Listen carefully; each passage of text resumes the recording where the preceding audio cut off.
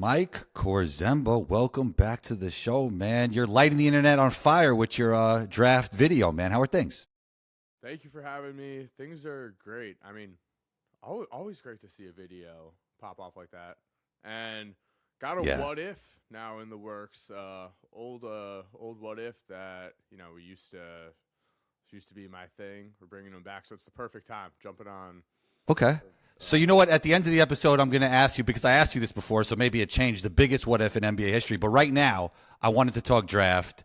Yeah. I think it would be malpractice if a team does not take AJ DyBantsa number 1. Thoughts?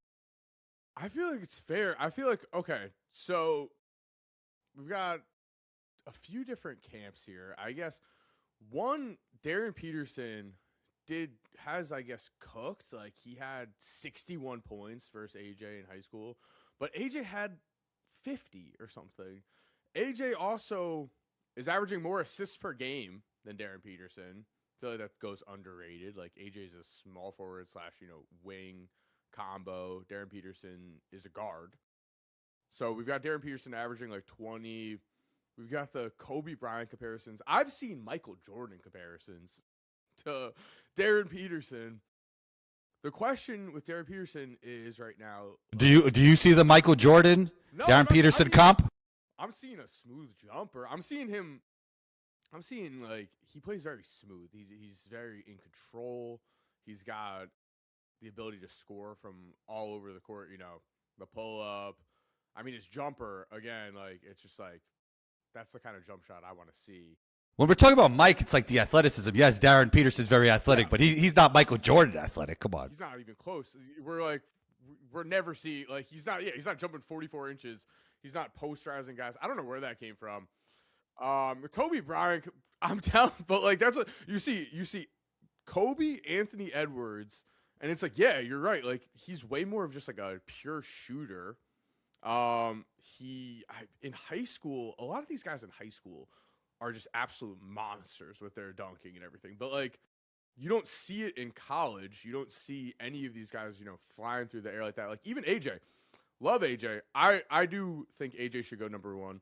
But AJ's getting that Tracy McGrady comparison. And AJ's not as athletic as young T-Mac was. Like, young T-Mac was flying dunk contest, also. But I think AJ just has a very advanced game. I think AJ also... When we look at AJ, like, okay, so when we have these prospects, first of all, what do you think about this? What happened to the high school hype? There used to be, like, I don't know, let's say like 6 years ago, maybe it's 8, like that 8 years to 5 years ago gap, where legitimately, like, Nico Mannion. Do you remember Nico Mannion? Of course. Redhead. Yeah, exactly. Nico Mannion. Why do we know Nico Mannion? Because he was getting million views on his high school mixtapes. Now it's like Darryn Peterson is getting like 200K, like, on his biggest games. Like, it's like Cam Boozer versus AJ. It's getting like 300,000 views. What happened? Why have we stopped caring? I think they love you, then they hate you, then they love you again. And I think that process started early for AJ. And now there's just more time to pick his game apart. But I do think, like, if you don't think he's the number 1 pick, you're overthinking it. That's just my opinion. He's able to do it all, seemingly, already. He also... So, about his dad with his dad's, like, militant work ethic? Because of you, yeah. Yeah, oh, nice. Yeah, so when I was looking into that, I kind of, like, softened it because I think it's a good thing, but it was kind of like Pistol Pete vibes where, shouts to press. Yeah. Maravich's dad was, like, really just, like, pressing him to become the best player that he could be with some unorthodox, but like Press Maravich was doing things like, so Press Maravich did, like, Pete was playing high school basketball in 8th grade. Yeah, but he was playing middle school football. So he's playing middle school football and he's quarterback. And Press Maravich had the middle school. I don't know how he was able to do this. Maybe he was just like that guy. But Press Maravich had the middle school football coach not like let the line, like he would just purposely allow the other team to sack Pete as much as possible so that Pete would give up on football and just only focus on basketball. So Pres Maravich was nuts. Yeah. It seems like AJ's dad is more just very militant, just a cop, just made it himself and really wants the best for his kids. I'll say it's interesting I didn't grow up in a household where I had to do 100 push-ups under the surveillance of a camera. So that's interesting, but it does seem like, it worked. Actually, Shaq's dad was like that, but it didn't fully stick. Well, yeah, I mean, you got the Marinovich story. Also, Pete had his problems, later in life, and it could have been partly because of that. But, yeah, I mean, Pete's one of the greatest to ever live and super underrated. So I think AJ has it all. Like, to your point, that work ethic. Then you got kind of the eye-popping athleticism. Then the analytics stuff is pretty good, and he keeps improving, The analytics stuff's so good. But, yeah, for the work ethic, to wrap that up, he has been doing 3 practices a day since middle school. And then, like, playing summer league games. And then he's also the NBA players guy. Like, he's been in those pickup runs with Kevin Durant, the Devin Bookers, and they're all like, okay, yeah, you're up next. We love you. You're amazing. Like LeBron has said, I've got my eyes on him. Pause maybe, but they all love him. And then when he was at BYU this summer, he enrolled early, and they had to ban him from the gym for a bit. He was coming in so often. They're like, you're going to burn yourself out before the season even begins. And, like, his dad forced him to go on a vacation where they were, like, away from a basketball because of how relentless his work ethic is. So then you add in that combined with the analytics are nuts for him because you go young T-Mac, you're a scorer. Like, Darryn Peterson's a scorer. Normally that means, like, maybe you're a bit inefficient, especially as a college freshman. And that's what we're working with. From the scouting report, you're going, okay, he's got to clean up the shot selection, got to do those things. The only thing AJ really needs is to up his volume of 3-pointers at this point. I mean, he's not shooting terribly. He's shooting like 35, 36% from 3. And he's been improving there. That's really it, though. In terms of analytics, he's top 10 in the nation in PER, top 10 in the nation in win shares per 48 minutes, like top 10 in the nation in box score plus minus. He's an analytic megastar. If it wasn't for Cam Boozer, who's like first in the nation in every single possible analytic, then we'd be talking about a historic season, and AJ would be National Player of the Year. He's going to be runner-up probably to Cam Boozer. So when you combine that, though, like, then you got Cam Boozer. And I really love Cam Boozer. I mean, the Darryn Peterson stuff's so weird. Like when you have who's subbing himself? Is he subbing himself out, or is the subbed himself out? He subbed himself out, and then the last 2 games he hasn't looked like himself. People are saying like, okay, does he have some kind of injury that he's not talking about?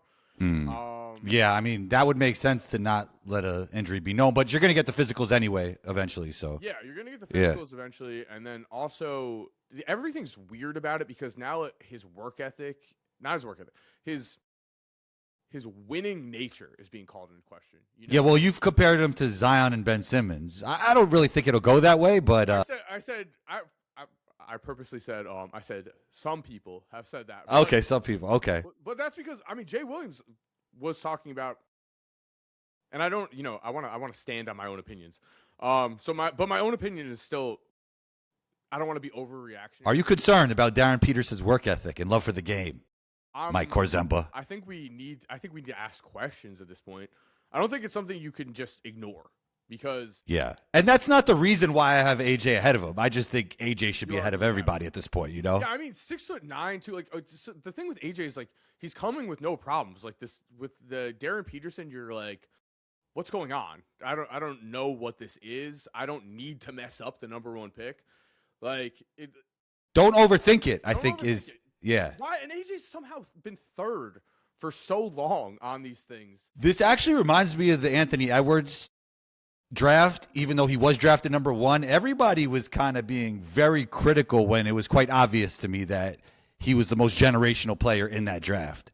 I remember Ant trolled though as well. He was like, They were like questioning his feel for the game, and I'm a big feel for the game guy, but like this guy had the obvious talent. I remember at the gym one day I was just watching him, and he had like 35 and a half easy. Yeah. You know? Yeah, he's just. I know. Yeah. Ant was fun. Because Ant made some kind of comment like that he would go and play football. He's made like before the draft. And so I think he was just like trolling and just being funny and just It also shows his confidence because he just feels like he's the best at everything. It kind of shows like confidence 100%. is important, you know. Also, Anthony Edwards. So yeah, it always comes down. It always comes down to work ethic, and it always comes down to how much you love basketball. Though that's the Darryn Peterson thing that everyone's concerned about. I don't think it's as much the injuries because, so whoever his representation guy is that was, saying, oh, everything's fine. He said, we shouldn't question Darryn Peterson's will to win. And then he said he's taking an IV before or after every game. Like he's literally hooked up to an IV. This is big. Like this is like big Porzingis vibes right now. It's like, is that not insane though? Like, okay, so we're saying we shouldn't worry about him. He needs an IV to play college basketball at the age of 19. Like, I think that's man. I hope the guy's okay. I hope the guy's okay, but that's hilarious. Like, what are we talking about? Like, this is a massive worry. Like, what's going on with him? Is he okay? Like, maybe he loves basketball, maybe everything, but that is AJ. He has the athleticism. He has the wingspan. He has the desire to win. I really love when he was a sophomore. So technically he was like a junior though, because it was the classic like he was in 8th grade twice. So he was in 8th grade twice because he sat back a year, and so then he was playing like with older. So it was like Marvin Bagley did that. Marvin Bagley was like the #1 recruit because he was also a year older than everyone. But then AJ then reclassified back into his normal class. So it's a little confusing. So like Cooper Flagg like actually went a year up. AJ sat a year back and then was like, oh wait, no, I'm good enough to be in the top 3 here. So I'm gonna go back to my original class. But so AJ was he was a sophomore, technically should have been a junior, but regardless, he led all of the Nike Peach Jam with like 26, 27 points per game, and he was outplaying guys like Dylan Harper and everything. And it's just like he's been proving himself at every level, and also at BYU. First 10 games, 20 points per game. Since then, since I posted the video, it's been even better. It's like he's averaging over 28 points per game since like after his first. Yeah, I don't really understand why he wouldn't be the #1 pick. I just don't get it at all. I don't get it. I just think it's people following other people's opinion and not just like, let's just watch these guys for a second. Like if you really didn't even know about basketball that much, you just watch them, you'd be like, that guy's the #1 pick right there. Like, you know what I mean? Even without the numbers, it's kind of like obvious in a lot of ways. I don't know. That's what I'm seeing. I'm with you. I'm with you because there's not even anything that we could point to. Like, what he's averaging 2.5-ish turnovers a game, but still also averaging more assists per game than turnovers. And does Boozer give you like great college basketball player vibes ever? So you don't like Boozer? I wouldn't say I don't like I love Drew Timmy's game. I love Drew Timme. I think Drew Timme is a top 200 player in the world.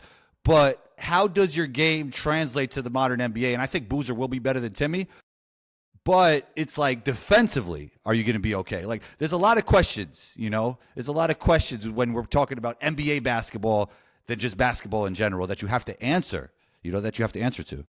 Yeah, we've got the athleticism, I guess, like is really he's just not overwhelmingly athletic. But I would say with Boozer, his basketball IQ, I think just the way basketball, like we've seen, Jokic. I can hear the comment section right now. Like, look at Jokic. Yeah, look at Jokic. Exactly. But Jokic is just different, bro. Like his processing is like, yeah, exactly. Yeah. So, like, are we seeing that out of Boozer? I'm not sure if we are seeing good passing. We are seeing he's got a jumper. So he is playing like he is a very, modern NBA big that's able to do it all. Could get better off the dribble, but he's already got shades there, and also you don't really know in college sometimes like what a guy can fully do, because sometimes it's like you're just playing your role. But I mean, I really do like Boozer. I think he's gonna be awesome. I think like because with Boozer, the fact that he was a sophomore and he was National Player of the Year, like it's a lot of times we're just like seeing these guys in college, right? And it's like we haven't seen them their whole like, high school careers where they were playing against like he's going up against AJ in camps, like he's going up against Darryn Peterson in camps. We're not seeing Boozer dominate time and time again for 3+ years. It's like we're really just like getting introduced to them more in college. And I think the fact that Boozer came in, he was projected number 1, 2, or 3, and now he's going to be National Player of the Year. He's just been insane. I think he's been solid. I wouldn't take him ahead of AJ though, because I mean, I wouldn't take him ahead of Darryn. Yeah. Me personally. What about Caleb Wilson? Do you think? I think it's close between those two. Caleb Wilson, man. The next KG? I don't know. This draft is nuts. I don't know what. Wait, this draft got the next Michael Jordan, the next KG. Maybe that's why they don't have AJ number 1. Yeah, T-Mac. Yeah. But Boozer's got no comp. Like his dad maybe? Kevin McHale. His dad? Yeah, his dad had a great mid. What? Yeah, his dad had a nice mid range. His dad was tough. Tough. Yeah. That was great. His dad was, I mean, I'm a Bulls fan, so he was actually getting MVP buzz one year. Do you remember that?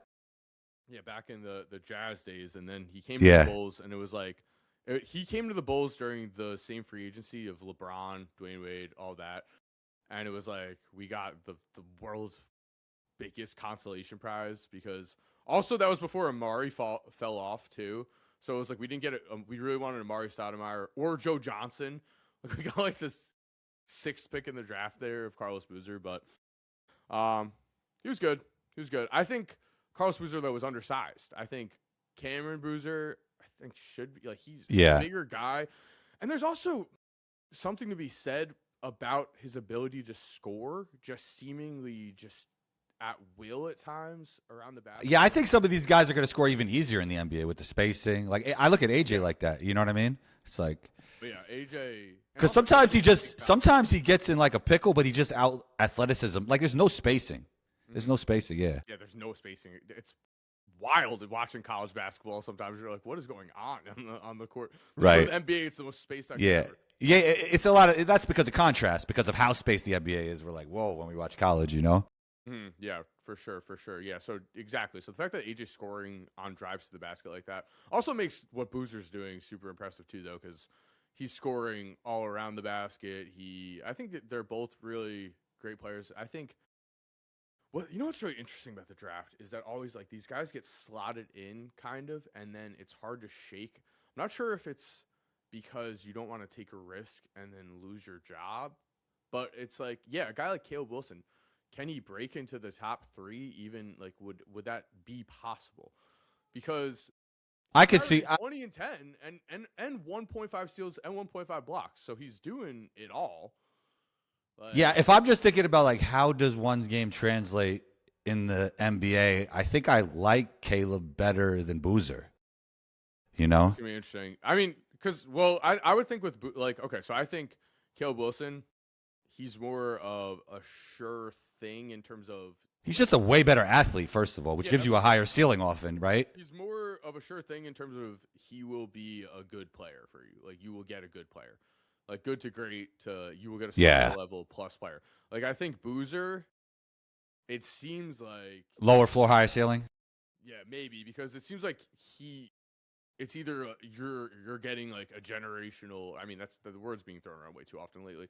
A generational is either. We need like a word that's a little bit lower, but you're getting a star, I would say. It's actually not a bad way to look at it, because if there is one person that's generational here, it is AJ. You know, I keep going back to this, but that's what I'm thinking. I don't know. I love AJ. If he slips to 3, I don't know what's going on. I don't know. I mean, yeah. I mean, Darryn Peterson though. What's wild is so he checks himself out of that game, but then he had 20 points at the half. It's like he played 17 minutes, had 20 points, checks himself out though, And so it's like, it is, I am just questioning. You know what the issue is? No one's being transparent. That's the biggest issue. Nobody knows what's going on. Yeah. You like, know? Will we know? Yeah. Keep it under wraps the entire time. Yeah, you don't want to take, in this draft, you can't take that risk. Right. It's right. almost like, I don't know if he would slip past 3, but if right now, if the season were to end today, I think the buzz would get too wild with it because it's so risky. Like, you have AJ there. Boozer, I would say, yeah, higher ceiling, because if his game translates to the NBA in the way that, you would hope, then he could be that 27 point per game big that is, just dominating in the post, unstoppable. He's strong. He could score from anywhere. He's got a great touch. He's been proving it at multiple levels. I mean, you even look, not to throw shots at his brother, but if you look, like, him and his brother came in. His brother was the number 18 guy or something, and his brother is averaging like 6 points per game. His game hasn't translated right away to college. Like, Cameron Boozer has been that guy for a very long time, and we just we've kind of seen that with a Marvin Bagley type, right? Where it's like then it doesn't translate. So it comes down to Cam's work ethic, where, like, how much does he want it? But I think the basketball IQ is there. I think that's one of the biggest things to see is, like, Marvin Bagley was just scoring around the post, wasn't playmaking, wasn't doing it really off the dribble, didn't have a 3-point shot. Cameron Boozer already has all of those things to his game, so it feels good. I will definitely say that, like, the players we're getting suddenly out of college, maybe it's just this class, but they're so polished compared to what they used to be. Yeah. Like, we would get like a Michael Kidd-Gilchrist, right? And it's like, oh, we hope he develops a jump shot, and he's a small forward. It's like now you would not possibly go top 10 if you did not have a 3-point shot as a small forward. Well, yeah, I mean, the players are more well-rounded now. The weaknesses are way less glaring. You just have to be just a better all-around player, Yeah. Yeah, in the modern. But I want to talk to you about Cooper Flagg because you mentioned him. Where does his rookie season rank among the all-time greatest? So, I think like Larry Bird and Magic Johnson had some of the greatest rookie seasons. Tim Duncan, Michael Jordan, just in terms of incredible points per game. So Coop isn't having anything that we would consider historic in that way, but we have to consider his age, because it's like Jordan he was a junior at UNC. Magic, they came out of college. Larry Bird, same thing. So Cooper is having one of the better rookie seasons we've seen from a guy at his age and in this post no high school player era of being drafted. I think he is having one of those. The most important thing is that he's improving as time goes along, but also he's showing that he can be the main guy on a team essentially right away. Like, he's right off the bat, we're seeing these 30, 40-point games. It's not every night. It's been happening more recently. He's very comfortable with the ball in his hands. Had the Jason Kidd point guard experiment against Wemby, and like that first game against Wemby was as rough as possible.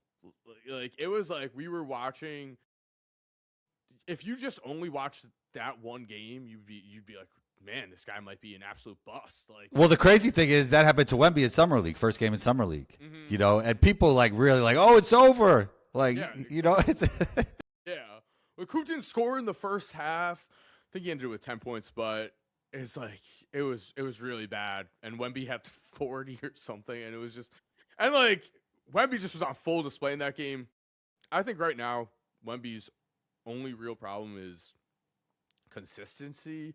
He'll have those 40-point, 18 rebound, Evan block games where you're like, this is the best player on earth. And then what do you if he stays healthy? What do you think Wemby's floor is? The GOAT? Floor? Yeah. The GOAT? Floors are to go. Yeah, like, I don't know. I mean, yeah. I mean, his floor, like, I guess top 20 of all time would be his floor. Ceiling, the GOAT. Yeah. I mean, especially because the Spurs already have been really savvy, put themselves in a position where they're going to be able to compete for a long time. So he's not like a DeMarcus Cousins where it's like you're putting up numbers and you've got no. I wasn't expecting the DeMarcus Cousins name drop there. I love Bogey. I mean, yeah, he's great player. Never had help on the Kings. Never. They had Isaiah Thomas. And you know what's crazy with fans in general? They really kind of make basketball one-on-one and don't take into consideration how good the team is around that star player. Like Knicks fans to me, I've been telling them Cade's better than Brunson forever. They're like, well, wait and see till the playoffs. I'm like, there's a world where the Knicks will beat the Pistons. In no way in the world is Brunson better than Cade. I don't care. Because Brunson has a way better supporting cast. You know, people don't take this into consideration, and it happens to players like DeMarcus Cousins and a lot of others who probably aren't going to be ranked all time because they just never had the supporting cast. Chris Webber's another guy. There's a lot of guys, you know. A lot of guys, like even like Anthony Davis when he was with the Pelicans, he was putting up 28 points, 12 rebounds. Well, good thing for him, he got to play with LeBron and win one. LeBron, he got the one, and he got the ring. But asterisk, or no? I'll say no. I'll say no. I mean, because they were all playing under the same conditions. Right. However, it is weird. It is weird. It's different. You got to say it's different. Looking back at that, it's like watching like a movie. You're like, bro, the crowd was on a Zoom screen. It's crazy. It's literally crazy. Like watching it back, you're like, how are we? Like, please, I hope this never happens again in our life. But, yeah. Crowds on a Zoom screen. We couldn't leave our house. But actually, it was great entertainment. It was like entertainment. Like Luka. I remember Luka going off versus the Clippers. Then you had Bubble Murray going off. Bubble T.J. Warren. But no crowd made it so weird. Like Luka hit that. He hit the game winner, and it just was like nothing. It's just like it was a pickup game. It was. I heard it was even more weird for the people watching in the building. Oh, like, yeah, you know what I mean? It's like. I went to one Boston Celtics game. Oh, I was about to say, I thought you went to one bubble game. I'll be like, that's lit. If you went to, that would have been so sick. I went to a Celtics game post, like, it was when they were reintroducing everyone back, but it was like 1/3 capacity was allowed. Wow, yeah. And so it was like you weren't allowed to sit next to anyone other than like people that you bought tickets with, and that was really weird. It was like silent in there, like. Yeah. It was actually Celtics versus Knicks, which I was kind of mad at because I was in Boston for just like a few days, and I'm just like, they're really just playing the Knicks, who I have seen multiple times throughout my life already. But yeah, I want to see Knicks Spurs this year. That's the finals matchup I want to see. Knicks Spurs. I think it'd be box office. Oh, it would be great. How do you feel about? I mean, the Thunder have become just the villains of the NBA. Well, I feel like everything changed when the Spurs beat them 3 times. Yeah. Like, I think it went to everybody believing the field would win over OKC when that happened. Yeah. Yeah, they were untouchable, and then, they were just cooking, untouchable. Weirdly, Jalen Williams, that was before he was playing. And so then he comes, and then it's like, why is this suddenly not working as well? And then also, I mean, you do have to wonder in that specific matchup if Wemby is just like all in Chet's head at this point. And he was on minutes restriction for the cup game, you know? But Wemby has targeted Chet as. Yeah, you did a video on that. Mm-hmm. Yep. Appreciate watching. Yeah, man, come on, man. I'm tuned in, man. My man. I watch all the good stuff. Appreciate that.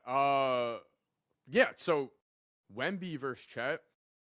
I mean, there was the report that Wemby was very angry that Chet has a ring. Chet with his ring, I think it's gotten a little underappreciated. 100%. Well, I mean, when he reps it though, like he's like sitting next to Paolo, in a commercial, and he's like, I forget what he's been calling himself, but he has a nickname for himself, even with like he's like Championship Chet sitting down, like because that's what he could hang his hat on over Wemby, you know. But I think Chet doesn't get enough credit, and we might be looking at him as the unicorn if it wasn't for Wemby, you know. Oh, I agree. Yeah, so I agree. I mean, the defensive stats are there. He's great. I was always a Chet over Paulo guy since the draft. Me personally, I used to argue with people about this. Yeah, I agree. And then he had a freak injury too. It was a Yes. season injury. So, which though is cool because then it created the Wemby versus Chet rivalry even more for us. Though it actually ended up being a little bit beneficial for the NBA. But yeah, I mean, Chet is the perfect modern big man that you'd want. You could put him on any single team. He'd be helping you at a high level. 100%. And we saw him in the finals. He performed. He was ready for the moment. So what do you think? I wonder how Chet would look on like a rebuilding team. I think like if he was on the Hornets, he might average 25, 26. You get a few more jump shots up, run the floor, LaMelo throwing lobs to him. I think he could actually put up some nice numbers on like a worse team, but obviously he's a champion, which is even better, but you know what I mean? Yeah, I think his upside's there. I think especially like we've talked about with the systems that you're in, it's just like whatever you're playing with is going to dictate a lot. So when you're playing with Shea and he's taking so many shots, and then you got Jalen, and you got just all of the shooters around and everyone, it's like that's not his role. Hardenstein even gets a good amount of touches, so it's like it's not Chet's role. Chet just plays within himself, plays winning basketball. I think that's one of the biggest pluses of Chet's game, though, is that he's always been playing winning basketball. Yes, And yes. he went to Gonzaga too, which was I thought really cool.